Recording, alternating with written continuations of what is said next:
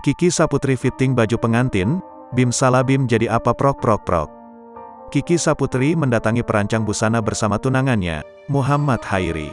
Sebelumnya, Kiki Saputri menuai hujatan lantaran sempat mi-roasting Lesti Kejora dan Rizky Bilar pada acara Indonesian Dangdut Award 2022. Para penggemar atau fans Lesti Kejora dan Rizky Bilar pun tak terima dan menghujat Kiki Saputri melalui direct message, DM, Instagram.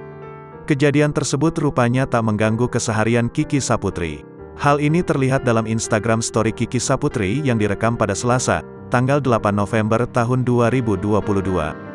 Dalam video tersebut, terlihat Kiki Saputri dan Muhammad Hairi mendatangi perancang busana. Kiki Saputri dan Muhammad Hairi secara bergantian melakukan fitting baju pengantin. Pada Instagram story berikutnya, Kiki Saputri tengah duduk bersebelahan dengan Muhammad Hairi sambil melihat sebuah buku berisi contoh-contoh baju pengantin.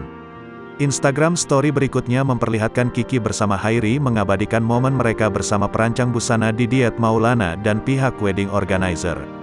Bim salah Bim jadi apa prok prok prok, tulis Kiki.